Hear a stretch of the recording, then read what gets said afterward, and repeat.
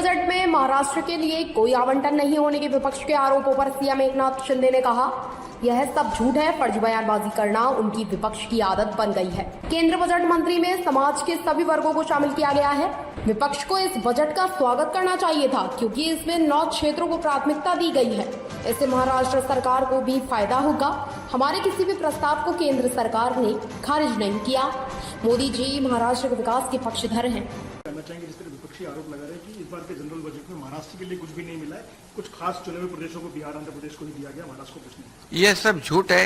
और ये बजट जो है, मैं आदरणीय मोदी जी और निर्मला सीतारामन जी का धन्यवाद अदा करता हूँ, उनका अभिनंदन करता हूँ कि ये जो देश का बजट है, ये बजट करते समय उन्होंने सभी वर्ग के लोगों का ध्यान रखा है।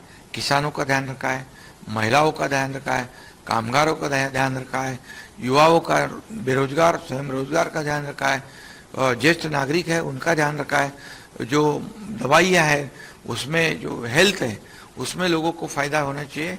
इसलिए कई कैंसर जैसे मेडिसिन है उसके ऊपर का टैक्स कम कर दिया है। जो रोजाना जो लोगों को जीवन में जो लगता है वो सभी चीजों पे टैक्स कम करने का निर्णय सरकार ने लिया है।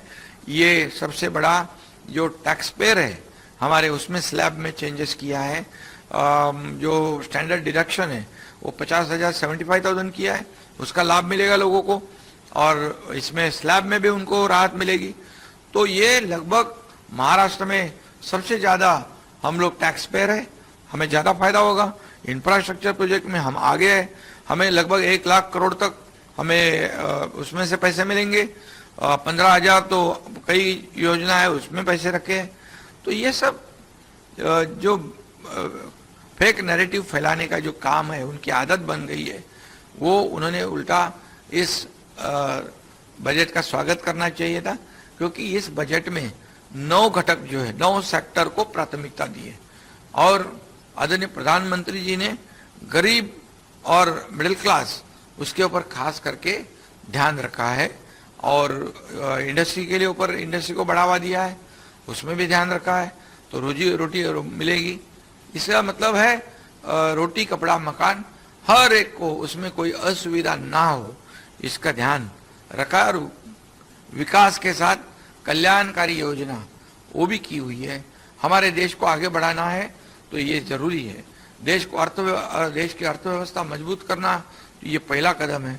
हमारे 11वें से 5वें नंबर पे हम आया अर्थव्यवस्था में, अभी 3रे नंबर पे लाने का सपना मोदी जी का है, वो इस अर्थ संकल्प में दिखाई पड़ रहा है। और इसलिए मैं कहूँगा कि देश महासत्ता की ओर जाने के लिए ये सब जरूरी है, और अर्थव्यवस्था मजबूत करनी जरूरी है। और इसीलिए ये अर्थ संकल्प जो है, ये सभी लोगों को न्याय देने वाला अर्थ संकल्प है और सर्वसमावेशक है। इस देश का विकास करने वाला अर्थ संकल्प है, देश को दुनिया में आगे बढ़ाने वाला अर्थ संकल्प है, देश को आर्थिक महासत्ता की ओर ले जाने वाला ये अर्थ संकल्प है। और इसलिए पिछले 10 सालों में जितना विकास किया है, अभी अगले 5 सालों में दुगना विकास इस बड़े तेजी से मोदी जी करेंगे। उनके नेतृत्व में केंद्र सरकार करेगा, उसका फायदा हमारी सरकार को होगा, राज्य सरकार को, महाराष्ट्र होगा। डबल इंजन सरकार पिछले 2 साल में हमने कितने काम किए।